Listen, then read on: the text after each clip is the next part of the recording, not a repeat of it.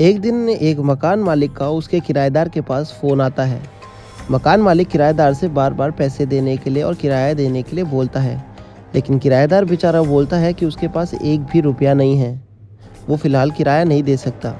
मकान मालिक की ज़ोर ज़बरदस्ती करने के बाद वो अपने पर्स को चेक करता है, लेकिन उसके पर्स में एक भी रुपया नहीं होता।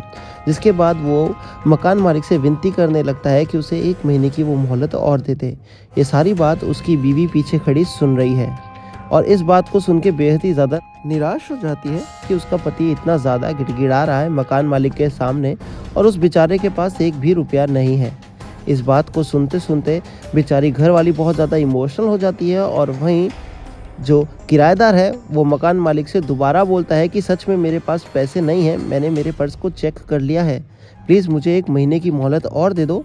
अगले महीने की जैसे ही तनख्वाह आएगी मैं पिछले 2 महीने का और बाकी महीनों का भी किराया चुका दूंगा।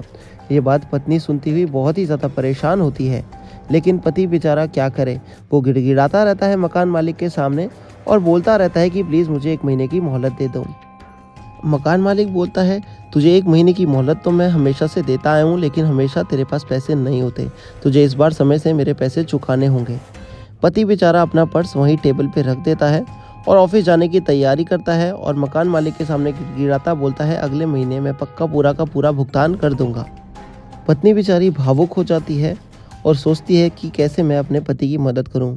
उसे कुछ समय के बाद याद आता है कि उसने किचन में किसी डब्बे में कुछ अपनी पुरानी पूंजी संभाल के रखी है।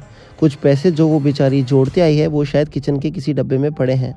उसके बाद फाइनली उसे एक डब्बे में अपनी कुछ 1500 बचाए हुए रुपए मिलते हैं और वो सोचती है कि जैसे कैसे करके वो ये पैसे अपने पति के पर्स में डाल दे और उसे पता भी ना चले कि ये पैसे कहाँ से आए हैं, ताकि उसको हमेशा नीचे मुँह करके ना देखना हो, उस बेचारे का भी आत्मविश्वास बढ़ सके। अब वो ये पैसे निकालने के बाद फटाफट ये पैसे उसके पर्स में डालने की कोशिश करती है। पति ऑफिस जाने के लिए तैयार हो रहा है बेचारा और मायूस है क्योंकि उसके पास बिल्कुल भी पैसे नहीं हैं।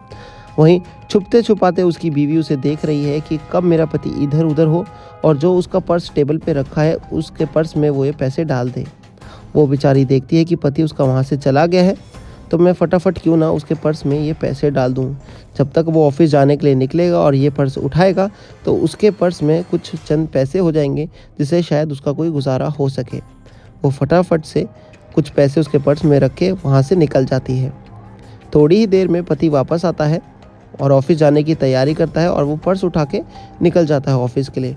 ऑफिस में एक महिला जिससे उसने पहले कुछ पैसे उधार ले रखे थे वो आ जाती है और वो बोलती है कि तुमने मुझसे कुछ पैसे उधार ले रखे हैं, प्लीज़ मेरे पैसे चुका दो।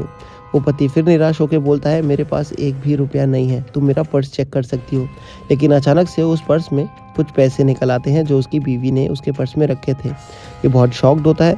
वो बोलता है कि ये पैसे मेरे नहीं हैं, मुझे लगता है ये पैसे कहीं से मेरे पर्स में आ गए हैं या फिर मेरी पत्नी ने इसमें डाले हैं। और वो समझ जाता है कि शायद उसकी पत्नी ने ही पैसे उसके पर्स में डाल दिए हैं और वो उसका उधार उसे चुका देता है।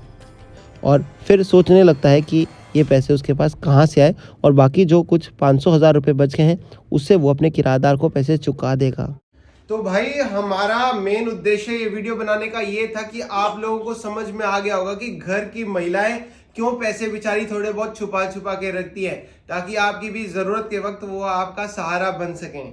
तो महिलाओं को थोड़े थोड़े पैसे आपकी जेब में से निकालने दो, वो आप ही के काम आने हैं। मैं चलता हूं। दक्षवर्षी सौम्या को फटाफट से फॉलो और फिर सब्सक्राइब कर लीजिएगा। थैंक यू सो मच और वीडियो को फटाफट शेयर कर देना। इंस्टा आईडी है दक्षवर्षी सौम्या।